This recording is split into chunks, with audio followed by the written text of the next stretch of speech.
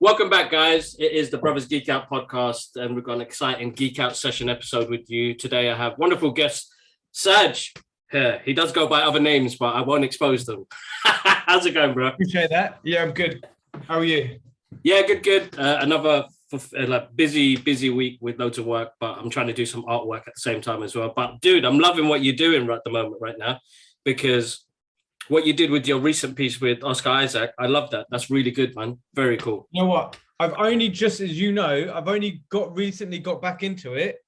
I did this course, you know, that 21 draw. Yep. And the dude was using this paint called gouache, and it looked really difficult. But then he had like pictures of like Thanos and Chadwick Boseman and some other superheroes. I was like, okay. And it looks, you know, I've sent you the link. Yeah. But it's a good mix between like classic portrait and like almost graphic art, like comic book art. That's right. Basically right where my sweet spot is when it comes to drawing. But awesome. Yeah, no, I'm really liking it. I just finished, well, I didn't finish, I just was in the middle of something there just at lunchtime, just to, I don't know, it has a calming effect. It does. I think art does that in general, depending on any format that you use, whether it's music, lyric writing, story writing, artwork, paintwork. It's a kind of self-meditation. It takes you into the zone. It really does. You know, I had to put timer on because last time I was just sketching, just doodling around, and it was like 2 hours had passed. So I was like, okay, let me set a timer just so I'm not late for this. Yeah, no, that's always nice. Yeah. You just, you know, time really does go fast. No, it does. It definitely does. I love the mug, dude. Very cool mug. Yes, yeah. Nice. No, good to hear that you're on your art journey. It's always nice to see people working on their creative skills. But did you get up to much like geeky this weekend? I watched Doctor Strange too. It was one of these ones where, you know, I don't mind going to cinema with people, but as long as they come like they're prepared for what they're going to go watch. And exactly. I had maybe 5 minutes to decide what I was going to do for the evening, either just stay in or go to the cinema by myself. And so I chose the latter. And my wife was like, oh, don't you want to come and see it with me? Maybe cut this bit out, kids. But but it was a case of either going with my wife or another day or just going to see it. So I was warned of spoilers, like you warned me of spoilers. So I was like, I'm just going to take the hit and quickly go see it. But when I go to cinema, I'm not one of these people that like to chat and remind people of what's going on. You need to be fully revised when you go into these films. That's right. And watching something like Multiverse, Madness in the Multiverse, you need to have done your homework. So I went into it, and yeah, it was okay. You've seen it, right? Yeah, I've seen it. Go for it. So, guys, if you haven't seen the movie, then you shouldn't be listening right now. But come back, click like, listen, save it, come back and watch it. But spoilers. I was nonplussed by it. As in I went into it thinking there's going to be loads of cameos, lots of kind of winks to fans.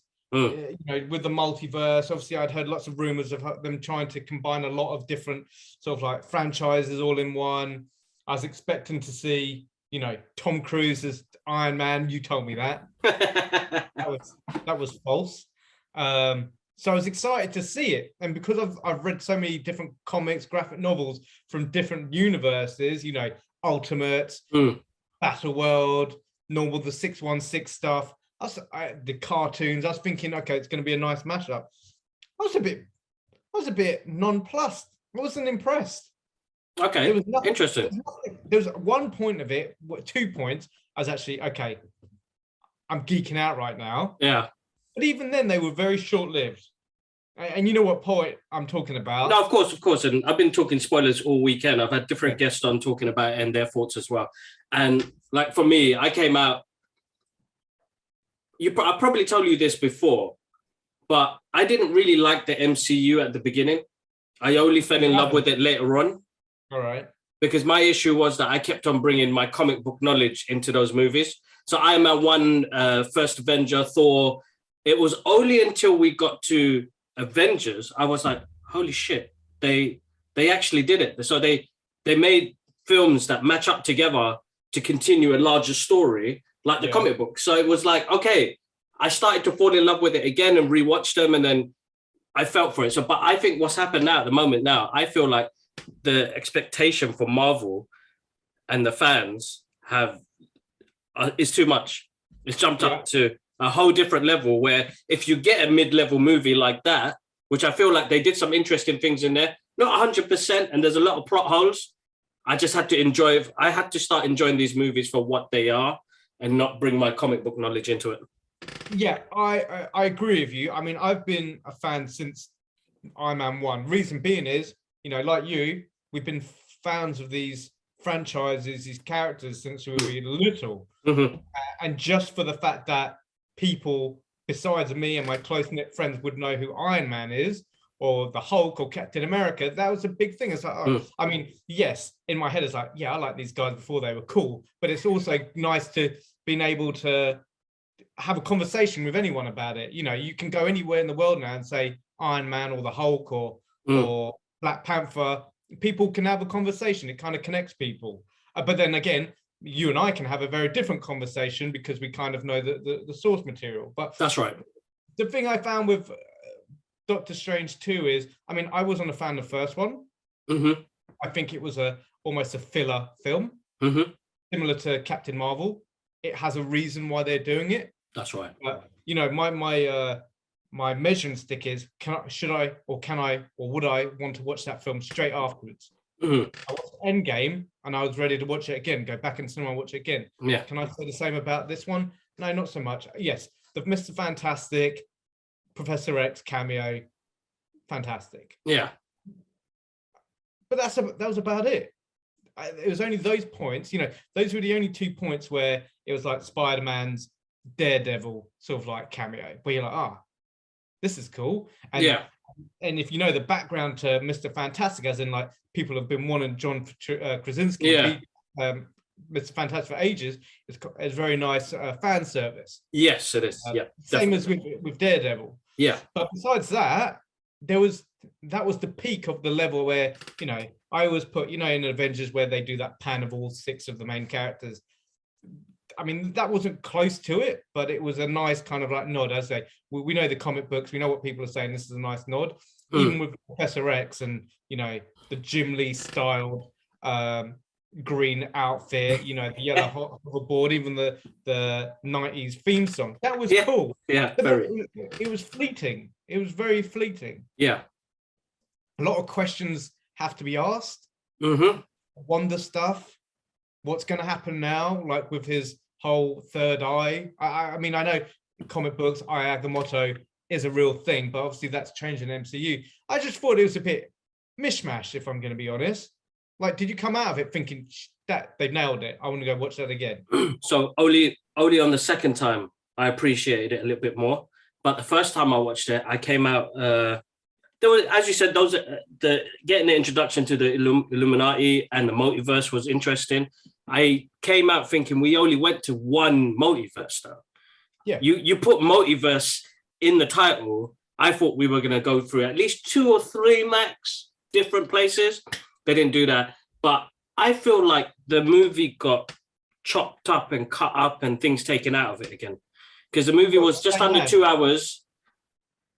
And then they did the same about Morbius. Yeah, and then it just felt rushed. It felt like for me, it felt like a Terminator story, you know, run through all these different scenarios in a chase scene, which had that horror element which Sam Raimi put into it. But I think there was things cut out again, dude. I feel like Marvel watched it and said, you know what, we could take 40 minutes out. Let's take that out. Yeah, because they're usually minimum 2.5 hours, 2 hours, 20 minutes. So this was just under 2 hours. I think they had the source material to make it go longer. And the horror elements actually made me jump. I was like, okay, that's actually quite...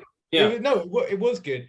Having said that, I didn't think you needed to watch What If to kind of get it. There wasn't really any kind of nods to it. All of it was kind of relatively quite clear and obvious. I was just disappointed, maybe because we've just come out off of the peak of like the pinnacle of kind of like fan service with Spider-Man No Way Home, where all of it was a joy. But having said that, I've watched it a few times now, and after that initial the reveal of the other Spider-Man, that's kind of it. Do you know what I mean? It's not a great script either. It's got too many potholes in it as well. So it, as you said, it is more of a fan service, fan pleasing movie. We could get 2 generations of Spider-Man, 3 generations of Spider-Man in a movie. But after the 5th watch, you're like, I watch it in the background, and that's not a good thing, right? That is not, because it's not what it's not captivating me. That's like right. Endgame, you tell me, let's watch Endgame this weekend at cinema, I'd do it. Yeah, definitely, without a doubt. It's pure entertainment. Infinity War, I would say the same. Yeah, definitely. Civil War, yeah, I'd say the same as well. Winter Soldier for me. Winter Soldier. Yeah, Winter Soldier. Love that also movie. one where you can just put it on and it'll grip you, even though you've seen it 10 million times. Yeah. But Spider-Man, I know it's a bit of a unpopular sort of like statement to make, but yeah, after a few more watch, there's nothing really there. It's a difficult one, dude, because I personally, like the last conversation I had with Michael, who's a cosplayer, but we call him the comic connoisseur. I think personally, movies don't have that watchability no more. There's only a handful of movies that do that. So I could slap on the Never-Ending Story, and I've seen that over 200 times, and still be captivated by it. Yeah. But some of the movies that are coming out now, they're not movies that I'll return back to. Like I'll watch it once or twice. Yeah, that's right. They're one shots. Yeah. It's almost like I need to watch this so I get the, we're completists, we're collectors. We need to have everything to not even though it's not great. You need to, I mean, like, let's take Luke, for instance, and Tasman. They've watched Smallville. Smallville is not a great TV series. Let's be honest. It's pretty cheesy. But they've watched all 10 seasons. I did as well, dude. I did as well. You do it, and I did it as well. You do it just to finish it, because then you can say, I finished it. I've done it. Yeah, exactly. Yeah, exactly. I've done it. And sometimes I feel that's, I mean, I love the MCU. Don't get me wrong. I love it to bits. But for some of the chapters, so to speak, but I'm just watching it because I feel that I have to. No, of course. And I feel like what Marvel have done now at the moment now is taken some big risks in their face. They've given us totally different things that we would have got from like the original phases that we got with Marvel. With this phase, they have been taking some big risks. Some of them have worked, some of them haven't, and we're getting. It's in a way, I would say it's a good thing, because you're getting a mixed batch of reviews now and reactions of people saying, "Okay, you know what? They're trying something different. It didn't work, but let's see what they do on the next one." And they have been trying different things, but yeah, I think the last 2 movies, Spider-Man, because of the trivia that movie has, we'll always watch. But with Doctor Strange, I felt like it gave me a different feel of the MCU. Yeah, which is a good thing. Yeah. I mean, I don't know about your thoughts, but I really liked Eternals. Yeah, no, Eternals was good as well. When I came out of that, I didn't. My issue is that I've stopped looking at other people's reactions and reviews and go in there with my open mind to enjoy something. I always do that. It's just like, you're going to bring to it something that the reviewer might not take into exactly. Account. I went into it thinking, wow, this is a really multicultural cast. Mm-hmm. You've got Kumail Nanjiani as first brown superhero. For me, that meant more than big action sequence and whatever, that representation. I thought that's what drew me to go see it. If I'm going to of course it would. It would bring a different. I mean, for us to see that as well is absolutely amazing. I mean, majority of comic books, I mean, now they've made the changes. Yeah. Majority of comic books are white led.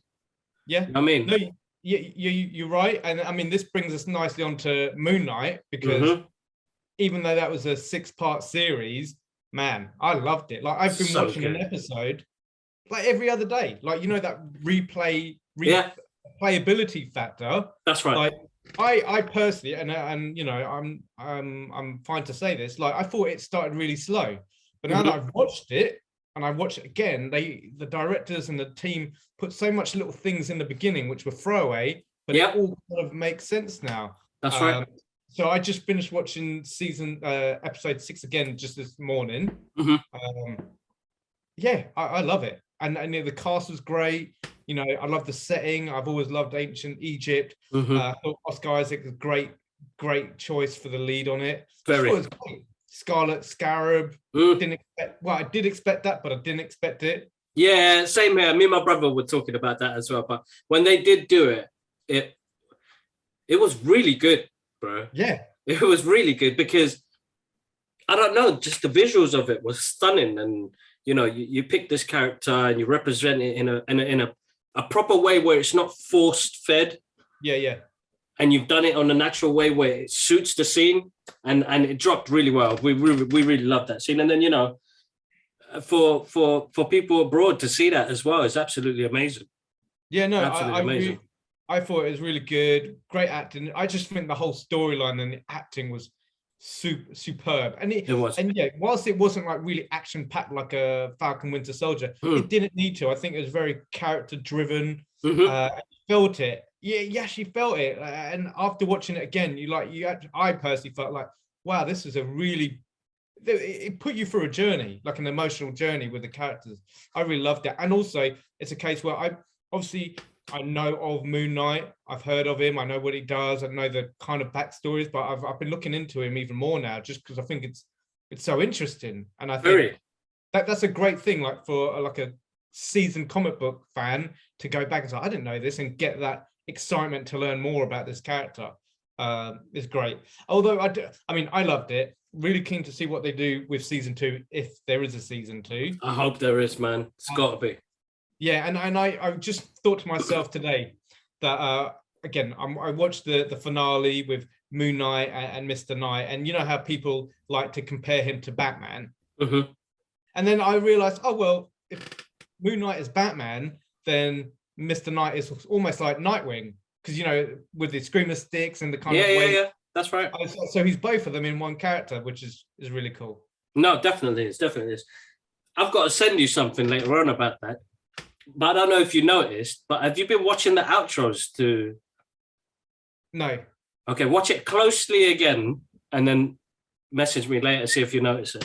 Because I didn't notice it until my brother picked it out the other day. What in terms of the end credits? Just the outro, the end credits are when you see the different suits. Yeah, I've seen that with 2 suits, and I've seen when Oscar Isaac's head splits into Yeah. So before the suit turns the first time, it's actually Jake Lockley's costume. Then then what do you call it? Mark Spector, then Stephen Grant. What, on all of them, or just the last? From season 1, from episode 1, they teased us Jack Lockley in that end credit scene. Okay. And on the end credit. Okay, I'll go look at it. But what's his costume like? Is it the black and white one? Yeah, you know what? Let me send it to you now before I forget, because it really shocked the hell out of me. And I was like, bloody hell, they're so smart in their marketing that people just don't notice little things like that. Yeah, but it's great though that they do that. Like, you need almost like just freeze frame everything on that end credits just to see what they're going with. And that's another thing as well we didn't notice as well. I found out through the comic connoisseur again, Michael, who told me that there are QR codes in each episode. Yeah. Did I tell you that? No. I've seen them though. I've not used them. So, but they link you to a comic book that's related to that episode for Moon Knight. Really? Yeah. I love the fact that they made this series like in 2 years. Yeah. And I think the director and the creator, well, more the director and the executive producer, Mohammed Diab, he really loves it. And I don't know if you saw this interview where he was given a critique on like Wonder Woman, because obviously Wonder Woman 2 was set in Saudi Arabia, but then you had some random sort of like stereotypical shots of, like a sheikh and Egypt and so forth. And I just love the fact, and maybe it's me just seeing it, but even in the last episode, like even the Scarlet Scarab is doing sort of like the Wonder Woman pose, but it actually makes sense. Yeah, I thought that was just a nice little nod. It was actually really good. They really good. That last fight scene was really good, and I wanted a bit more of that action because of where Moon Knight was moving into each character. Yeah, while he was fighting, that was so good, and it just reminded me of like I don't know if you've seen a movie called Old Boy where they had that. Well, Yeah, Daredevil do it as well, where they go through the corridor. So they had that scene, which was really cool. yeah. I thought it was amazing. I really love the choreography. I love the like the screamer stick work that they were doing. I just thought it was cool. It was. No, I love that they had different styles. Again, mixing like Batman style, Nightwing style. No, it's cool. I loved it. it worked really well. It worked really well. I think this is one of my favorite Marvel TV shows. I feel like they dealt with, traumatic mental health issues and things like that, split personality, psychosis. So they brought a lot of elements into this, which they haven't done in most of the other ones. They haven't shown you the type of what heroes actually go through. Even though he's a vigilante, is what is he actually personally going through in his mind? And that the fact that Khonshu, oh man, that just made me laugh right at the end, that end credit scene. It was all about Jake. Yeah. It was all about Jake. I love ancient Egypt, and whilst it's not canon like Khonshu and so forth, it's not really actual ancient Egypt canon, but it works in the Marvel universe. Yeah. I just thought it was I thought it was great. No, it was absolutely good. I'm keen to see because I looked at the end and it doesn't say Moon Knight will return or same here. I was looking for that. So who knows what that means, but I'm so super excited. I've already been looking at if they're going to do a Mr. Knight Hot Toys. I know they're doing Moon Knight. I saw the Moon Knight one. Yeah, definitely. Mr. Knight one would be cool as well, and Scarlet Scarab. Yes, definitely. That would be definitely one to have. That would be absolutely amazing. This goes on to the collecting. Your collection. You're collecting. Yeah. Well, I mean, I know you're into comics, but then you're into Hot Toys as well. How long have you been doing that? Well, I've always wanted to get into Hot Toys. I told you this, but I only really started it, 5 years ago? I've always wanted it, like, for years and years and years. But I got into it properly on my honeymoon, actually, when I was in Hong Kong, and we went to the Hot Toys secret base, and I've always wanted, this, I've always wanted that armory. Bruce Wayne, Batman, Alfred. Obviously, it was years old when I actually saw it in person. And then my wife just said, you know what, you've been talking about this for years, just get it.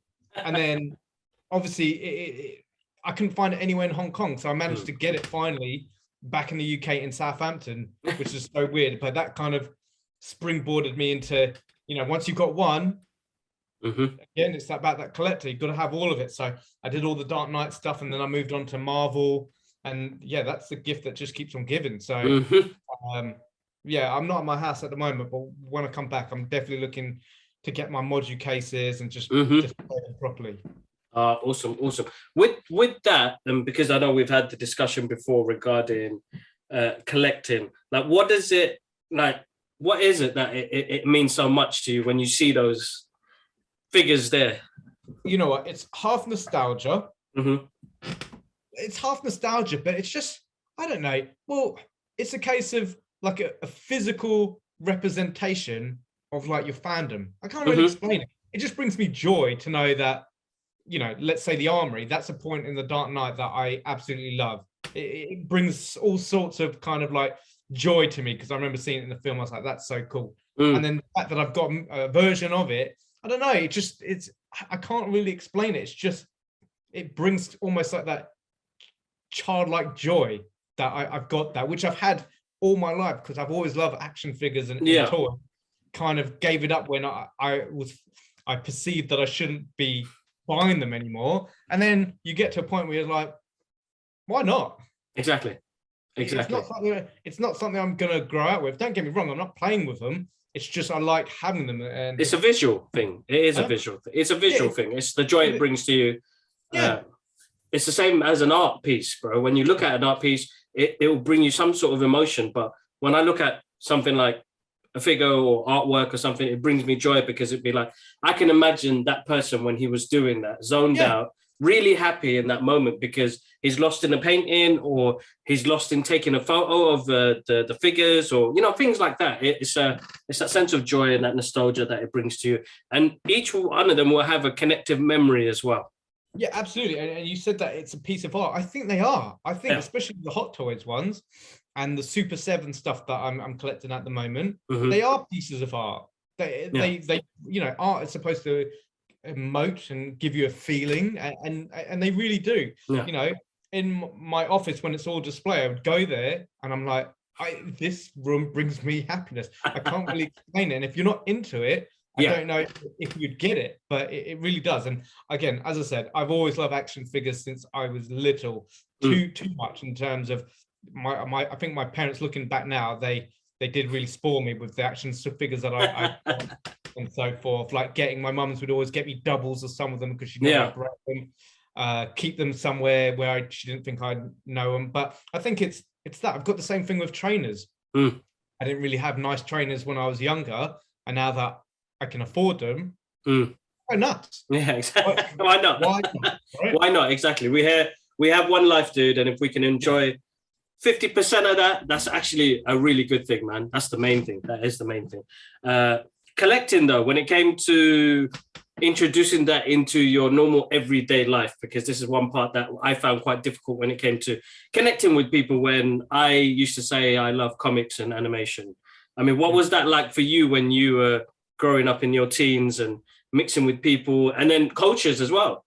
Well, to be honest, I stopped collecting. Like I've always, actually no, I collected comic books all the way until uni, and then I think a lot of people kind of drop off because they've got other stuff to focus on, and then that kind of continued afterwards. And then I just one day went into Forbidden Planet and thinking, man, this place just brings me so much joy. And why hide it? Why try to not, like, actively try not to live in this world? And then so I just started building up my collections, trying to learn more about the stuff, going back to the beginning. And then I think at that time, you know, Spider-Man, like, is becoming more popular culture. But I mean, that was kind of irrelevant. I just remember going in Forbidden Planet, like, man, I've lost so many years. I'm not up to date anymore. So I kind of got into it, and then you know, working in parallel with that is like stuff was coming out. Dark Knight trilogy was coming out. Like superheroes were becoming much more mainstream. Mainstream. So, yeah. I mean, I guess we all go through it to a certain point. It's like, you know, maybe echoes of when you were younger that it was perceived as geeky or nerdy. I really don't give a shit anymore. Yeah. That's good. That's good. That's good. That's good. No, it's a good way, because I came to a point where I used to feel like, shit, I'm finding it I found it weird that I couldn't accept it myself. You know, I found it very hard to say, you know, to my dad. I'd be like, Dad, this is me, man. You got to just deal with it. Because he'd be like, son, you're like 30 years old. Come on, you're still wearing superhero t-shirts? Dad, I'm 40 now. I'm still wearing them. It doesn't, but like, it took time till he understood, like, this is him. And it's weird because I needed to get kind of like the father's approval stamp to say, oh, you know what? He's accepted the way I am now. We've finally come to terms. And because I get all my geeky shit off him. Yeah, well, you know what? Saying that, my dad was the one that introduced me to like the Incredible Hulk, you know, the whole Bill Bixby TV series. And that kind of kicked one of the things that kickstarted my love with that sort of other world of, you know, superheroes larger than life. And so, yeah, my parents have always like supported that. They you know, they got me into Batman and so forth. So it's that's never been an issue with me. It's just a case of, you know, maybe when I was younger, it'd be kind of maybe a little bit embarrassing talking about it. But as you grow up, it's like, actually, superheroes and that sort of popular culture is what connects a lot of people. That's right. Connects so many people that you might not feel should be or are connected. So, or just popular culture in general. So we were there before it's cool. No, exactly. I need to put that on a t-shirt, dude. Yeah, but you know, saying that, in my work life, I've always worked places where, you know, popular culture and that knowledge, maybe perceived as geeky knowledge, has always been sort of a strength. You know, I've worked in film, worked in consumer products, I've worked in video games, and that sort of stuff is really celebrated. It gives you an edge, on other people, because, you know, if someone says, you know, talk to me about all of Batman's gadgets because we're doing something. Like we're doing something with Batman related, I can name that. I don't need to look at the internet for that. I can say straight away. Do you know what I mean? It's that sort of knowledge that you've developed and you've learned throughout your years, it's actually come to use. Yeah, it's come to use. No, definitely. No, that's awesome. That's really good. Really good to hear. All right, cool. What are you doing with your beard? I was trying to go for that Tony Stark look, but I kind of like went halfway through it. We're going on holiday soon, so I had to take passport photos, and I was like, okay, this has got to last for 10 years. Let me try and get it as neat as possible. But every time I go to take a passport photo in my local place, it's always jam packed. So I was like, I'm gonna have to shave again now and try and work out what I want to do now. Oh, you haven't done it yet? No, I haven't finished it off, dude. Like I maybe just keep the beard out and go. It was like a weird Tony Stark sort of look. But I actually wanted to do the Doctor Strange because I'm going Comic-Con in 2 weeks. And I was like, isn't it? Are you going to Doctor Strange? I'll be there on Saturday. I was going as a Doctor Strange, but like I was going to give it almost like a Superboy look, but with the Doctor Strange lapels, the Eye of Agamotto, and I was going to put a bit of grey in the hair, but do the beard as well. But now that's gone out the window. So I don't know, dude. It's been a long time, but everybody I've been speaking to recently says, Kibler, please, you have to jump back into cosplaying again. And I was like, that was like me 12 years ago, man. I remember seeing you as Daredevil. Do you find it? I know we talked about this beforehand, but I was reading yesterday about like this movement of people of color kind of owning sort of like characters now, or just kind of bucking the trend, because obviously there isn't that many, you know, especially at Comic-Con, there isn't that many superheroes or popular culture people of color. That's why I was so excited about Kumail being in the Avengers. Like, finally, I've got someone I can dress up as. No, of course, authentic. I still think there is a lack. Hopefully, Ms. Marvel coming out will help inspire girls and boys to be able to dress up. I mean, Black Panther did a really good job. Yes, it did. That's right. I mean, it's getting there, dude. I think it's coming to a point now where the comic books are changing as well. But I mean, we need more original characters. We get more original characters introduced that, you know, I could go and say, you know what, I'm gonna go do this. I'm gonna cosplay as this, and my little girl can come as Miss Marvel or the Scarlet Scarab. You know, I could see that. So that'd be cute. Yeah. So it's like it's slowly getting there. But I mean, from back in the days, you know, I think I did an interview with BBC a couple of years ago before just after Stan Lee passed away, and it was at a Comic-Con as well. And I remember the girl asked me this, because I was raised up, I never saw color, dude. I grew up in a multicultural area. I saw everybody as one. My father and my mother taught me to be like that as well. Yeah. So when I got introduced to comic books by my uncle, yes, they were all led by white people.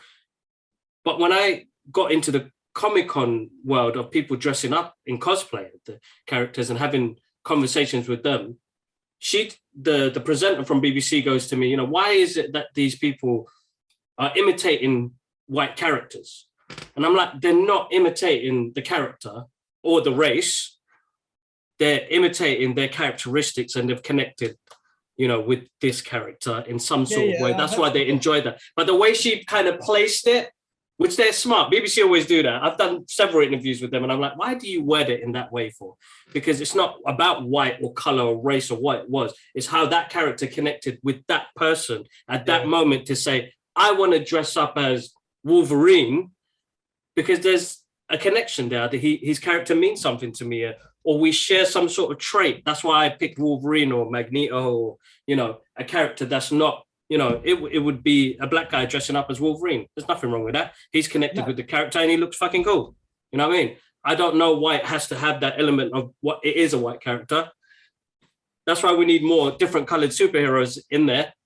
But I just don't want us to be like green and yellow and shit like that. I need brown representation, dude. No, I agree. But that's a nice sentiment of what you just said there. But I do agree with that. I think comic books are one of these things where, most of the time I don't look into it in terms of like sort of like race. It is very much what the characteristics that they are portraying. I love what Stan Lee once said about Spider-Man, why he gave him a full sort of get-up. Yeah. Including covering his face, because anyone could imagine it to be them, which is really nice. Exactly. Very, very nice testament, man. It's true. All size fits all. I love that scene in Into the Spider-Verse. So good. Yeah. I am actually looking forward to the new Across the Spider-Verse. That'll be good. Me too. It's actually one of my top favorite movies, man. I actually came out of the cinema in tears. I know you said, and that's another one of the films where you could watch it. If you said, let's watch it now, I'd watch it. Yeah. It's a watchable movie. It's a great script. And it was complicated because it introduces multiversal characters. Yeah. But they made it work so well that, the soundtrack, the visuals, I remember speaking because I work with Wacom and I'm asking them like, guys, you need to get me connected with Sony, man, because I want to see their process, because if they use these big ass machines to do that work, I want to know what programs they're using because I want to learn how to do that. But it was absolutely amazing. Really, really cool stuff. All right, bro, we're kicking out of time because Zoom have basically sent the FU message to people that have been using it for free for ages. So now I have to find another streaming platform, which is free, but all good. But Saj, thank you for jumping on today. Absolutely amazing. It's your first podcast, right? Yeah, it's my first one. I'm just getting used to it. Awesome. And getting confident and just, I don't know, as you say, just geeking out about stuff that we really love. You did great, man. I'm excited. Thank you so much for jumping on, and have a wonderful day, dude. All right, you too.